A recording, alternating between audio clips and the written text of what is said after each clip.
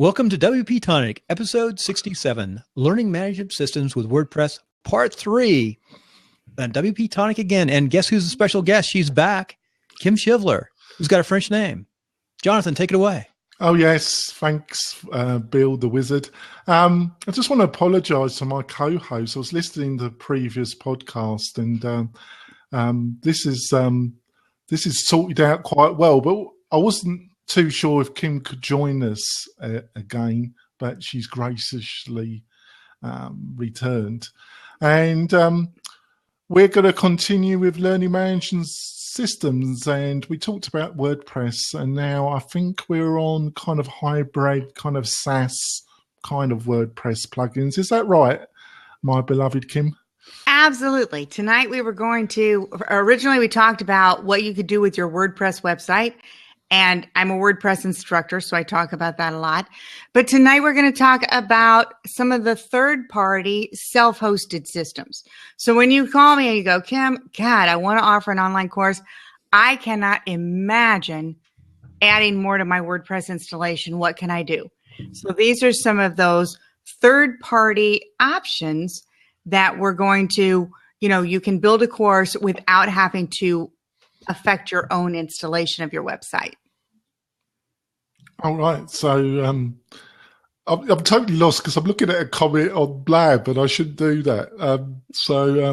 Yeah. So I'm totally. Can you say that again, Kim? I've totally lost it. I'm sorry.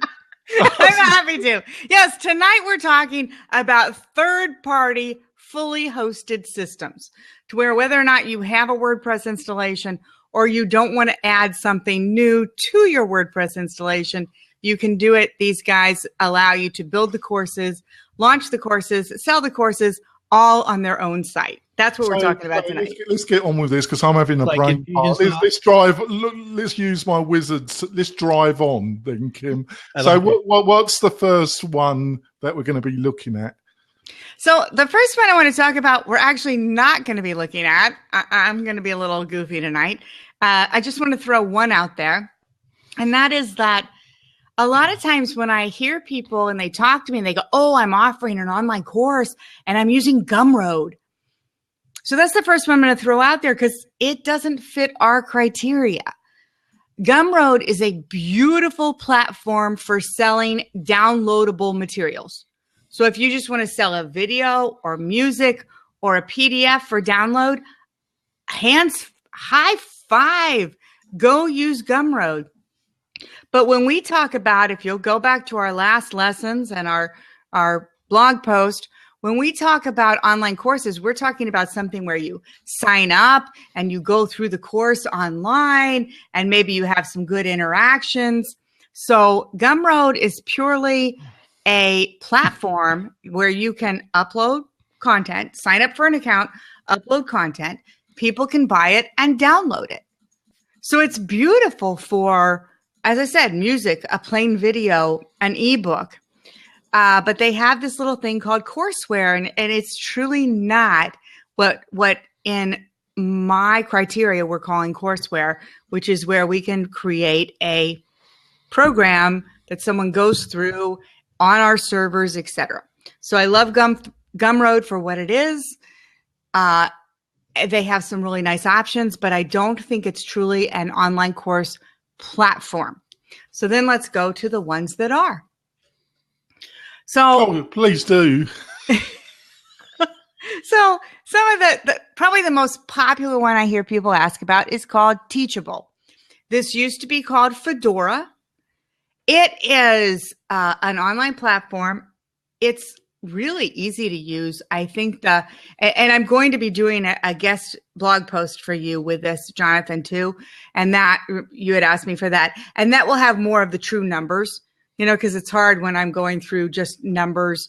It's 5%, it's 4%, it's 3% plus 2,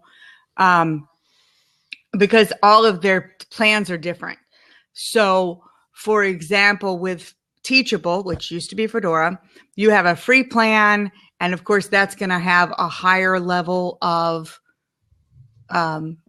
transaction fees, etc., for startup versus I can pay for it, and they all change. I think their one is like $200 a month, and there's no transaction fees up to $15,000 or something like that.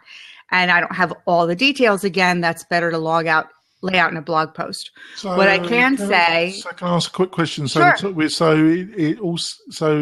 the previous one and this one, I'm getting the impression that not only do they provide, well, not the first one because you said it didn't really apply really, but this one we're talking about, they provide the mechanisms for training, but also the shopping cart. Absolutely. And the membership functionality, it's all kind of inbuilt. Correct. It's not membership in the sense of like I'm going to have ongoing members from a week to week basis, right? If I want to build out a true membership plugin where, hey, dude, you're my member, you come join me as though I'm Facebook, and every week I give you some free content, that's different than an online course, right? An online course tends to be more finite. So there's 12 lessons or 7 lessons or whatever. So yes, the other 3, Gumroad, I kind of ruled out because even though people talk about teaching courses, all it is they're giving somebody a download. Yeah. To me, that's not truly delivering a course online.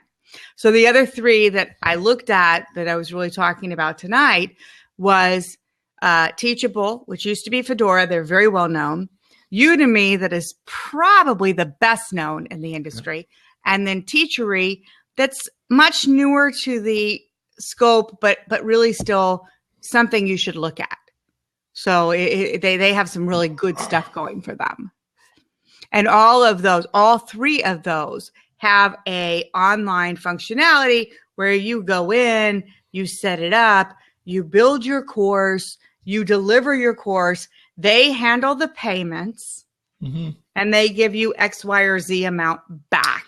Right. I just want to ask a quick question before we go into a little bit more detail about the free. So comparing them to the previous episode when we looked at free Pacific WordPress plugins, when it comes to functionality and ease of use, where do you place these 3 kind of online SaaS kind of hybrids compared to the solutions that we looked at last week?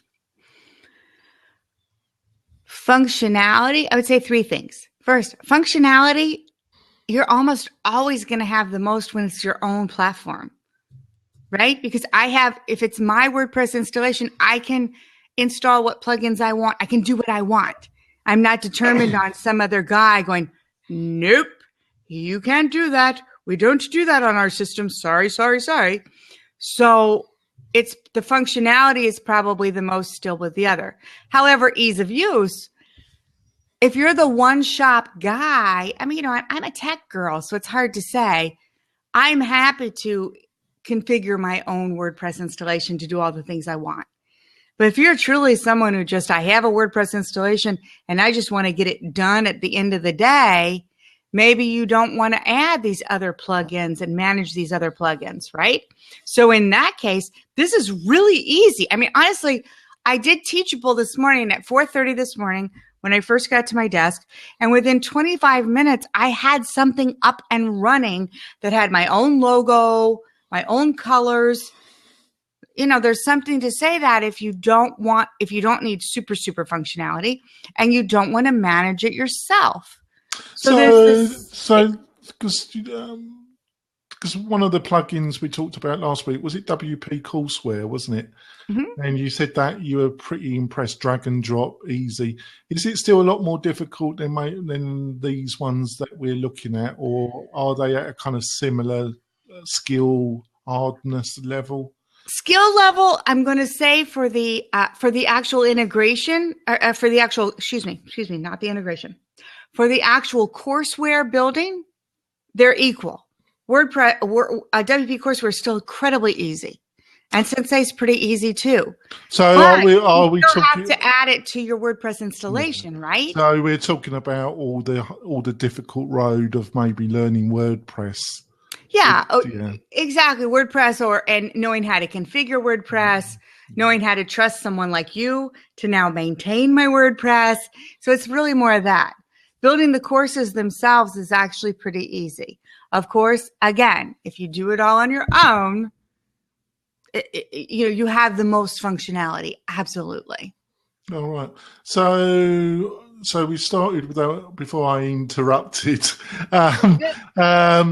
So we looked at that first true one, and then I forgot its name. The second one, which is the really well-known one, Udemy. Udemy. Yeah. Now, I'd like to talk a fair little bit about Unimog because it's pretty big, isn't it? But as a platform, not the marketing power, but as a platform, what's your professional opinion of it? Well, Udemy it's the big boy on the block. Absolutely. It's also Udemy is also a double entry in that it is an online course builder, and they have that whole functionality, but it's an online course marketplace. Yeah. See, when you go to the Udemy website, you first get the information about Udemy, and then all of a sudden you're dumped into all of their courses. Most of these others, you still have to market it yourself. Same way. So when it comes to learning courses, it's the kind of theme forest of learning courses. Yes, but yeah, with a better reputation, I think. Yeah, just a little bit. But it's a marketplace for learning courses. So as opposed to the others, you build it out and you still are the number one marketer. With Udemy, the cool thing is with Udemy, if you build out the course and you market it, so say I have on my site and I market it and I give you the coupon code, Jonathan, and you buy my course with my coupon code. Of course. I get everything. I get all the money except for the 3% handling fee. Whereas because it's a marketplace, if someone comes and they buy from outside, they don't know Kim Shivler, they just see this WordPress course and they buy it, I get approximately 50%. But the benefit there is people can see me that, wouldn't see me because they weren't on my website, et cetera, because it is a marketplace. There's a couple other aspects, though, of Udemy. Unlike the others where Teachable and Teachery really are your own platform. You own the platform. You're paying them. It's your platform. It's your course. You're going to market it. Because Udemy is a marketplace where they're actually going to put it out in their marketplace, they have very, very high standards. And they actually approve or not approve each individual course. So they have very specific requirements. They tell you the requirements. You have to have 60% at least video, has to be a half hour, different things that they give you. And then they look at it. And if you have too many puzz, which I know I have to work on, they shut you down. Well, so they're very, very specific, and they have very high criteria of what they accept. I've got two comments about that, a comment and a question. Obviously they need to work with the sound Nazi, my co-host. Which is what why did I ask Bill for the information? Yeah, they need to join his course and he'll sort them out, the sound Nazi. Where you get good? Just doing what you're doing. Just come up on Blab. And the way I really learned to get good is by practicing and creating podcasts and just leaving them on YouTube. Yeah. The second comment is what you said about Udemy, them being actually a kind of, is that not so they act as a kind of trainer, really, don't they? They act as a kind of editor. So maybe in a way that's a good start because you got, it kind of makes you get up to a decent standard before you might consider doing something on your own. No? I think it depends. I missed the break. I was so enthralled, and we went a few minutes over the break. So we're we need to break. Back after the break. Wait for the answer. Keep your answer to yourself a little while, Kim, and come. Okay, quick commercial for Share the Oils. Share the Oils in Northern Nevada. We love you. And of course, we got to talk about WP-Tonic, your maintenance site for everything you need. So go to WP-Tonic, and Jonathan will help you with any problem you have, even if your website blows up and goes into a million pieces. And finally, don't forget to go to netcastershome.com, or better yet, you can go to podcastershome.com, or you can go right to the course at netcasting101.com. And if you sign up tonight, you'll get a great deal because you have to watch this live. And it's going to be a really crappy website, but it works. How's that? Let's back to the show. It was great until Jonathan made me crack up. Stop it, Jonathan. No, Bill, your commercial was great. Jonathan was making me laugh. It was. I wasn't not looking fun. at Jonathan. I was looking at myself. So Yeah, I was looking at Jonathan. I was like stop, because I'm about to start crying. Like, you guys don't know this. You haven't done it to me yet. Okay. But when I get what my mother calls my giggle box turned over, where I start laughing and I can't stop, like tears run down my face, I lose all control. Sorry. And I am trying so hard not to do it with you guys. it's been a long year and a half, but we are rated 7 now on the YouTube. Yeah. Well, I am not ready to break down in front of you guys. So let's get on with it. Right. Let's get back to the show, shall we? Is your clock telling us that we could actually? It's going to be short, about 3. We're going to be about 5 minutes till next break. Right. So get back to the serious side of this conversation. Let's hope so. So I made a statement about the Unimog, whatever it's called, and you know about it being an editor, and you weren't too sure about that. So what's your little concerns about that statement? Well, no, actually, my thing with Udemy is, Udemy is kind of the big boy on the block. It is a marketplace. So it's not just, if you want to just teach your own courses and manage your own courses, Udemy is not your big boy. Teachable or Teachery are, because that's where you can create whatever course you want. You launch it off your site. You are in charge for marketing it. You don't have an option to market through their marketplace. Udemy is not just the marketing, the way you deliver it, but they are a marketplace and they have their own rules. Think of it like Creative Live, right? If you go to create. Sorry to interrupt, Kim, but I want to drive forward on this. So, Jonathan's sounding like me now. I'm taking the Mickey bit. So I just want to put this to you, 2 quick questions, Kim, about it. So cut-wise, they provide the audience, so you don't maybe have to do so much marketing because they've got audience already there. They probably they're helping you with the editor, and they're fussy, but they also probably want a bigger cut, I'd imagine.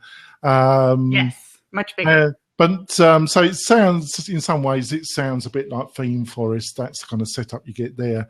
But let's go on to the actual, the mechanics of the system that they provide to make one of these courses. Is it a bit ropey, or is it reasonably good?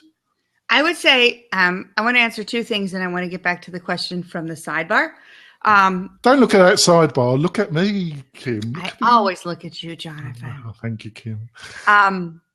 They are always, actually, all of them are very user-friendly. I have to say that. From just testing all of them, they're very user-friendly in what you do. They very, it's kind of, if you can create a WordPress blog post, you can create one of their courses. It's very much plug and play in that way. Like, for example, on Teachable, which used to be Fedora, you go in and it says, do you want your own logo? Click and add your logo. Do you want your own background color? Click and add your background color. Do you want, it's just very click, click, click. And then it's very much like the theme customizer in WordPress. If you have a theme that allows for the customizer, these colors, and then boom, now add, here's a course unit. Here's your course unit. Here's your course unit. And if you can add basic posts and pages in WordPress and do a basic customizer, this is really, really easy for you. Someone did ask, though, I just want to say on the sidebar about the pricing. So I do want to address that because the way the pricing works depends on the company. So for example, for Udemy, you don't pay to post the content at all. Now, as I said, they have some high standards, so you have to get approved, but you don't pay to post it. At the point that you post it, though, if you, with the coupon code I mentioned earlier, send them the link and send them the sale, you get all the money except for the 3% handling fee. If it comes out of their marketplace, again, like you mentioned, similar to a theme forest, you get about 50%. But still, you're getting access to a customer you weren't getting before, right? The others are similar.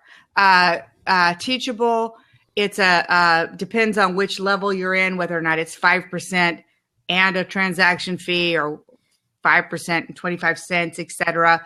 But it's when you post it, whenever you sell it, you don't pay anything on that one until you sell it, and then you pay a transaction fee. Unless you want to go to one of their higher, they have big fancy things that are great.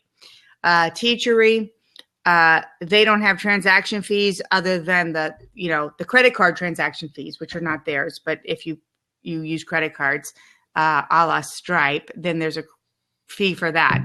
Other than that, they are a monthly fee. So they're like $49 a month, or I think $400 for the year, or $900 for forever access. They've got some kind of crazy thing like that. So the pricing, it's not by course. All of them, you can have multiple courses. It just depends on how they break it down. I'm very happy that you understand this, because you lost me a while ago. I'm sorry.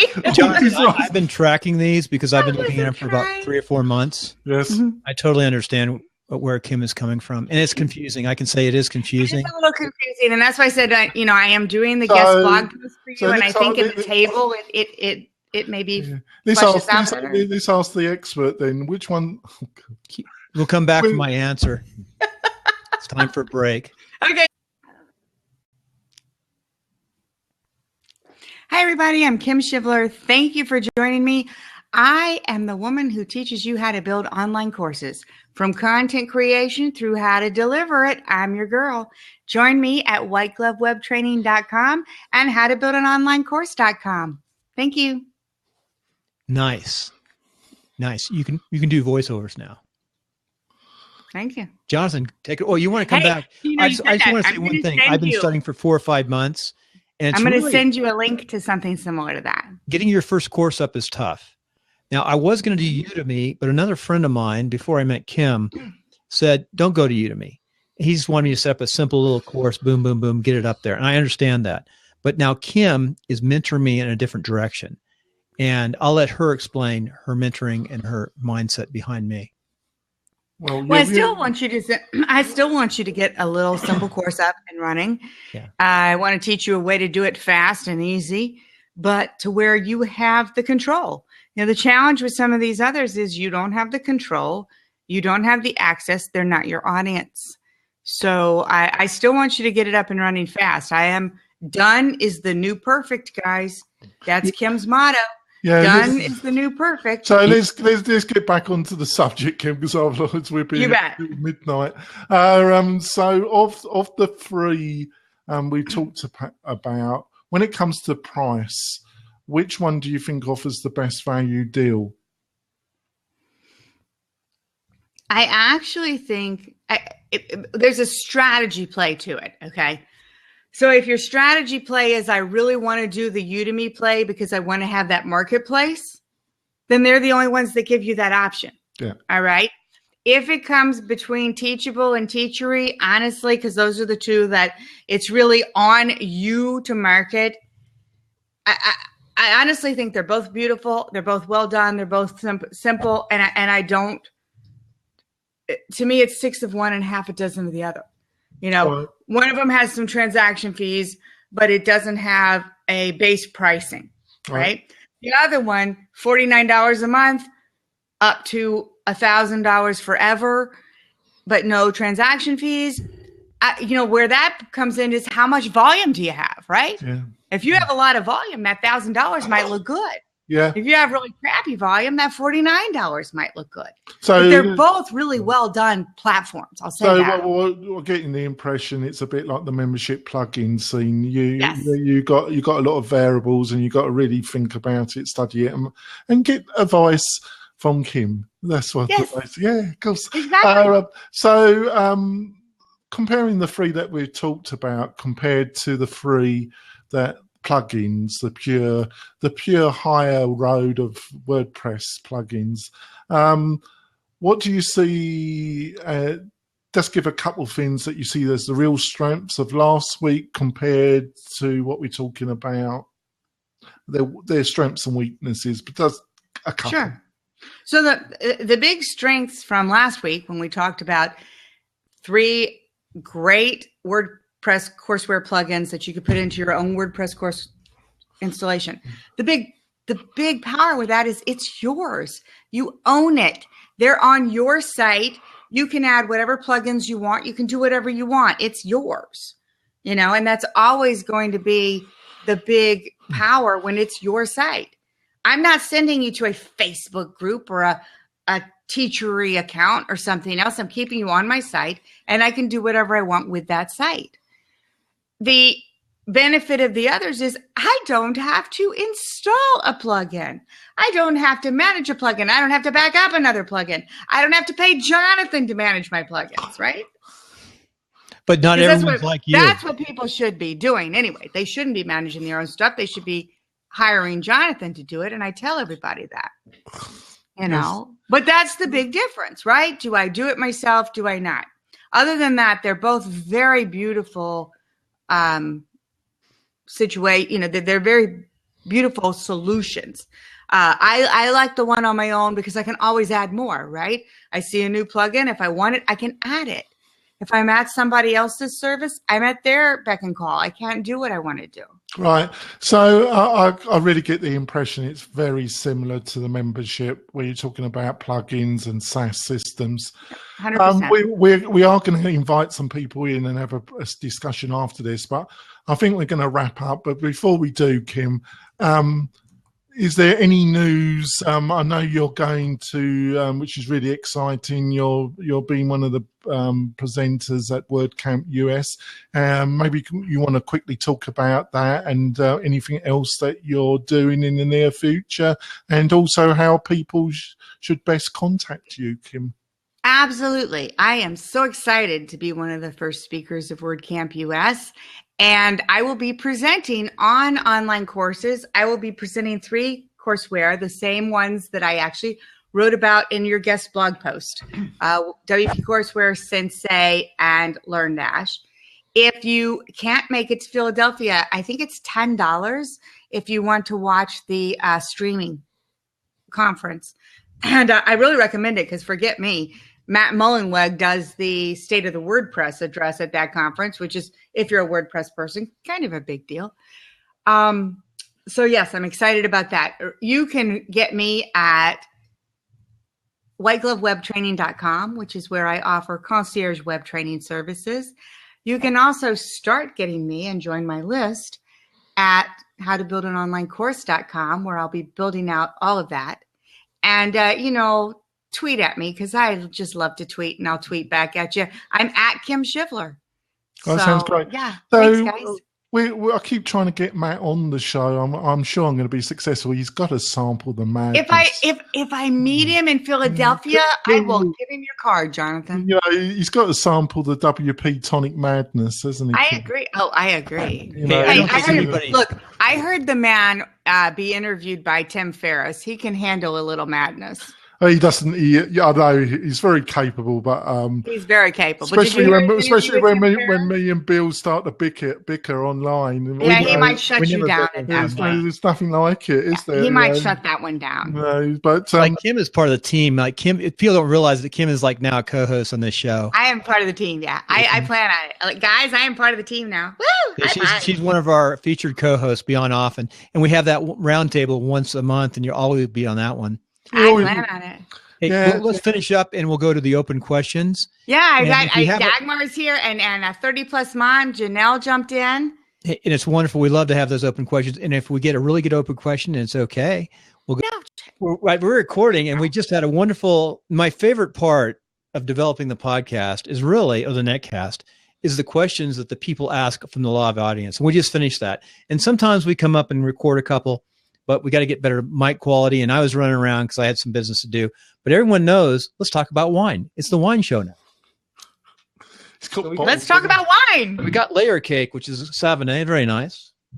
Estancia, one of my old favorites for inexpensive wine. Yeah, really I like good. Estancia, one of my favorites. Cheers to Estancia.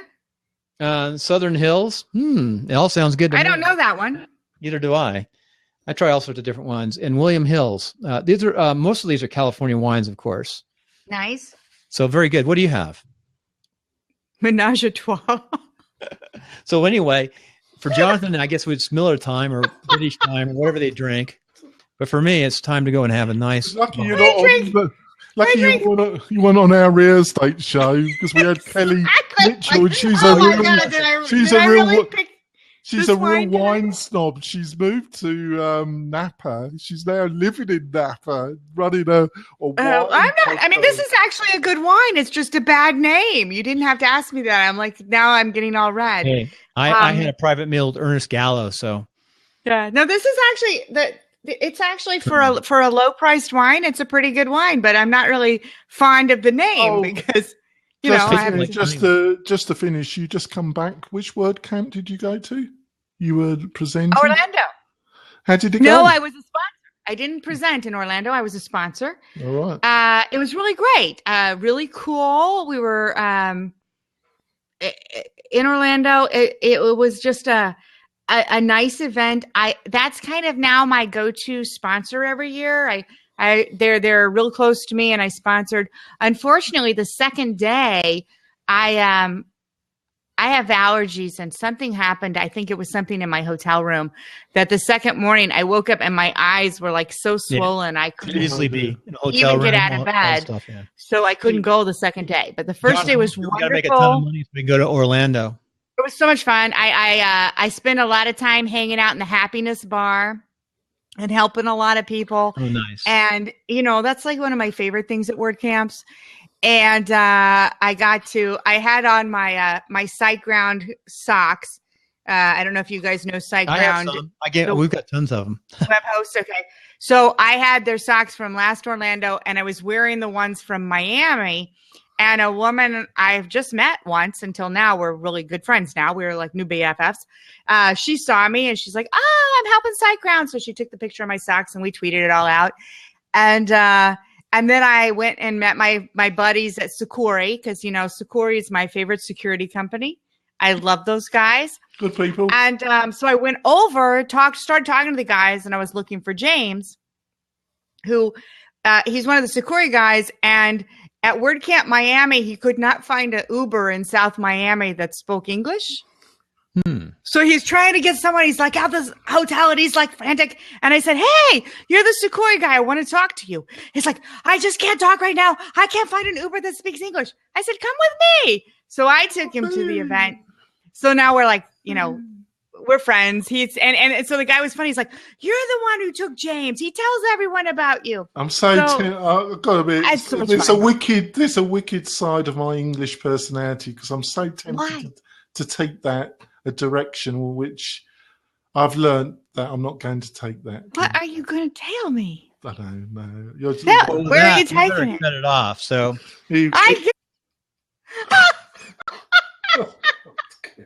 God was.